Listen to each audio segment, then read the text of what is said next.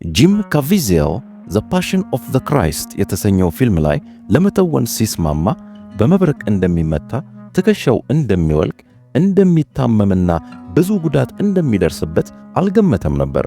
የኢየሱስ ክርስቶስን የመጨረሻ የመከራ ሰዓታት በጥሩ ሁኔታ ለዓለም ለማሳየት ግን ብዙ መስዋዕትነቶችን ከፍሏል። አንድ ፊልም ለመስራት ይህን ሁሉ ዋጋ መክፈል ግን የተለየ ታሪክ ነው። ይህን ታሪክ እስከ መጨረሻ ይከታተሉት። ተወልጄ ያደግኩት ዋሽንግተን ግዛት ውስጥ ነው። ባለቤቴም ከዋሽንግተን ናት። ከቻይና ሀገር አምጥተን በማደጎ የምናሳድጋቸው 2 ልጆች አሉን።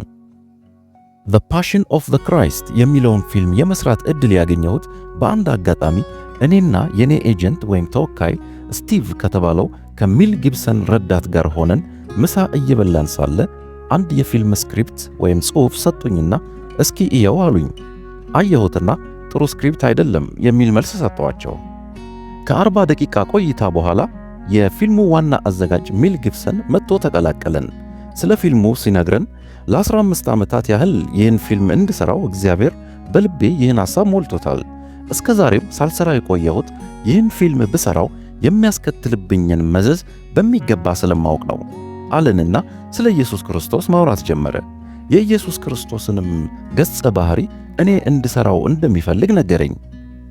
እኔም ፊልሙ ስለ ኢየሱስ ነው እንዴ አልኩት። እሱም አዎ አለኝና ይህን ፊልም ከሠራህ በኋላ ነገሮች እንደነበሩ ስለማይቀጥሉ ብዙ ነገሮችህ በዚህ ከተማ ሥራህን መቀጠል እስከማትችል ድረስ ሊበላሹ ስለሚችሉ አውቀህ ግባበት፣ እኔ ኃላፊነቱን አልወስድም አለኝ። ፊልሙን ለመሥራት ከፍተኛ ጉጉት ስላደረብኝ ተስማማንና ተለያየን። በማግስቱ ግን ሚል ጊብሰን ደወለልኝና ፊልሙን እንዳልሠራ ተስፋ የሚያስቆርጡ ነገሮችን ያወራኝ ጀመር። ሁልጊዜም እንደዚያው ነው አይደል? ብዙ ጊዜ ራስህን ሰጥተህ ጌታን ለመከተልና ለማገልገል ስትወስን ሰይጣን ይመጣና ሊያሰናክልህ ይሞክራል። ሚል ጊብሰን ከፊልሙ ጋር ተያይዞ ሊከተለኝ የሚችለውን መገለልና ጥቃት ሁሉ እያስጠነቀቀ ሲነግረኝ ቆየ።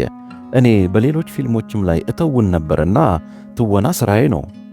በእርግጥ በሕይወቴ ላጣቸው የማልፈልጋቸው በርካታ ስኬቶችና ሰዎች ቢኖሩም የኢየሱስ ክርስቶስን ገጸ ባህሪ ተላብሼ ተውኜ ብሞት እንኳን ብዙ ሰዎች እንደሚድኑበት ስላመንኩ ፊልሙን ለመስራት ወስኜ ነበር። እናም ስማ አልኩት፣ ሁላችንም ክርስቲያኖች የየራሳችንን መስቀል ልንሸከም ነው የተጠራ ነው። መስቀልህን በፈቃደኝነት ተሸክመህ ጌታን ካልተከተልከው የመስቀሉ ክብደት ያደቅሃል አልኩት። ሚል ጊብሰንም ይህ የሚያስጨንቅ ንግግር ነው አለና ስልኩን ዘጋው። በኋላም ፊልሙን እንድሠራ ተስማማንና ስክሪፕቱን ሰጠኝ። የስክሪፕቱ ይዘት የሚያስደስት አልነበረም፣ ነገር ግን ከመጽሐፍ ቅዱስ አንጻር ትክክለኛ ታሪክ ነበር። የፊልሙ ሥራና ሂደት በብዙ ፈተናዎችና ውጊያዎች ውስጥ አልፌ የሠራሁት ነበር። በዚያን ሰሞን ዓለም አቀፍ መገናኛ ብዙሃን ሳይቀሩ ዘመቻ ከፍተውብኝ ጂም ካቪዜል አንታይሴሜቲክ ወይም የእስራኤላውያንና የአይሁድ ጠላት በመሆኑ ነው ይህን የነሱን ጭካኔ የሚያሳይ ፊልም እየሰራ ያለው በሚል በመላው ዓለም ዘምተውብኝ ነበር። እኔ ግን ሰዎች ቲያትር እያዩ እንዲዝናኑብኝ ሳይሆን ኢየሱስ ክርስቶስንና የእርሱን ፍቅር እንዲያዩብኝ ነበር ትልቁ መሻቴ። ከዚህ ቀጥሎ በፊልሙ ሥራ ወቅት የገጠሙኝን 10 ድንቅ ገጠመኞች አጫውታችኋለሁ። የመጀመሪያው ገጠመኜ በመስቀል ላይ ሳለሁ በመብረቅ የተመታሁበት ነው። ኢየሱስ ክርስቶስ በመስቀል ላይ የተሰቀለበትን ሁኔታ በመስራት ላይ ሳለሁ በመስቀል ላይ ተሰቅዬ ሳለ በጠራራ ፀሐይ መብረቅ ወድቆ በመብረቁ ተመታው።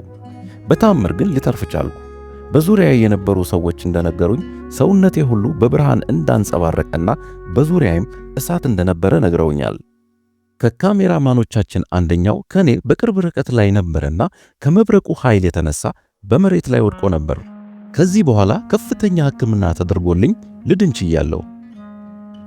ሁለተኛው ገጠመኝ የትከሻዬ መገጣጠሚያ መውለቅ ነበር። ከተሸከምኩት መስቀል ክብደት የተነሳ የግራ ትከሻዬ መገጣጠሚያ ወልቆ ነበር። ወደ መሰቀያ ቦታው ወደ ጎልጎታ መስቀል ተሸክሜ በመሄድ ላይ ነበርኩ። የመስቀሉ ክብደት 150 ፓውንድ ወይም ከ68 ኪሎ ግራም በላይ ነበር እና በመንገድ ላይ በአንድ ስፍራ የምወድቅበት ቦታ አለና መስቀሉን እንደተሸከምኩ ስወድቅ የግራ ትከሻዬ መገጣጠሚያ ወለቀ እና በፊልሙ ላይ በዚያች ስፍራ ስወድቅ በፊቴ ላይ የሚታየው የስቃይ ስሜት ገጽታ የእውነት ነበር። ከዚህም ህመም ከብዙ ሕክምና በኋላ ነበር የዳንኩት። ሶስተኛው አጋጣሚ ደግሞ ሃይፖተርሚያ የተባለ የብርድ በሽታ ታምሜ ነበር።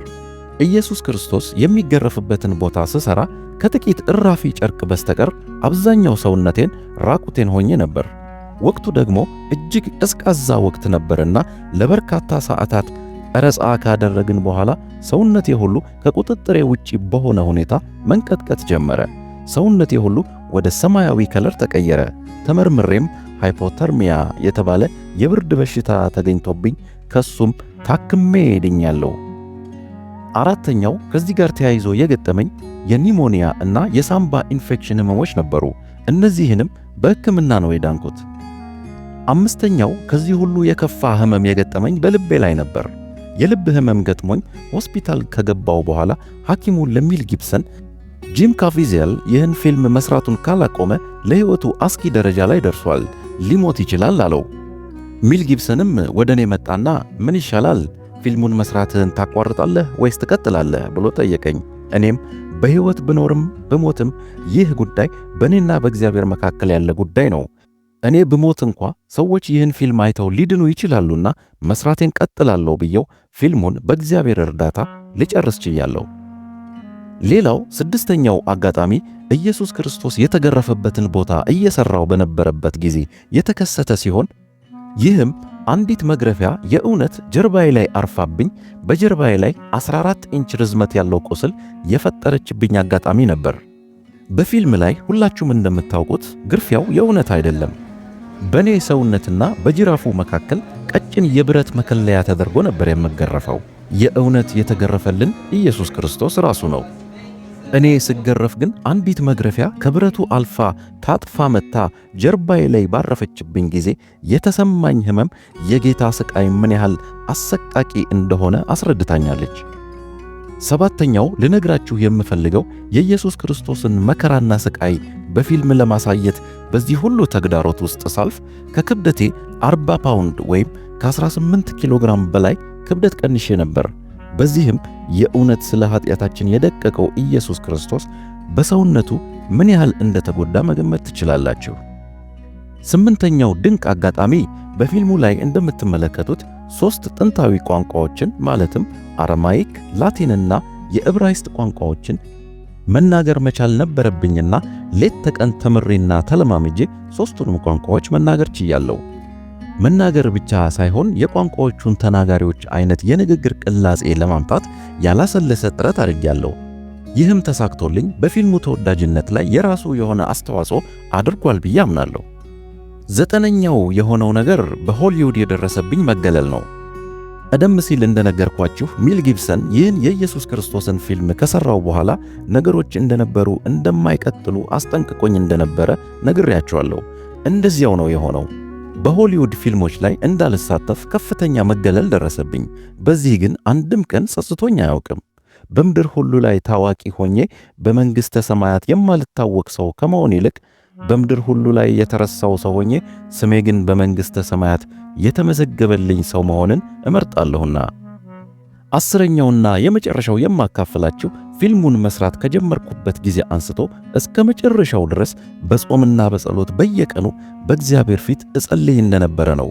የኢየሱስ ክርስቶስን ገጸ ባህሪ ወክዬ ስሰራ ስራውን እንደ ትወና ብቻ አልነበረም የወሰድኩት። ለኔ ትልቅ አገልግሎትና ወንጌልን የመስበክ ተልእኮ ነበር። ውድ የሱፐርናቹራል ቻናል ቤተሰቦች ጂም ካቪዜል የኢየሱስ ክርስቶስን መከራ መተወን ብቻ ሳይሆን የእውነት እስኪመስለን ድረስ አስመልክቶናል። ያሳለፋቸው ተግዳሮቶችና ያሳየው አይበገሬ ጽናትም ለብዙዎቻችን ለእምነት፣ ለመስዋዕትነትና ለመንፈሳዊ ዓላማ ጽናት የሚጠቅሙን ምስክርነቶች ናቸው። ይህ ቪዲዮ ካነቃቃዎት ላይክ እና ሼር ያድርጉት። ሌሎች እንዲህ አይነት አስደናቂና አነቃቂ ምስክርነቶች በአድራሻው ይደርሶት ዘንድ ሱፐርናቹራል ቻናልን ሰብስክራይብ በማድረግ የወንጌል ማህበርተኛ ይሆኑ። ጌታ አብዝቶ ይባርካችሁ።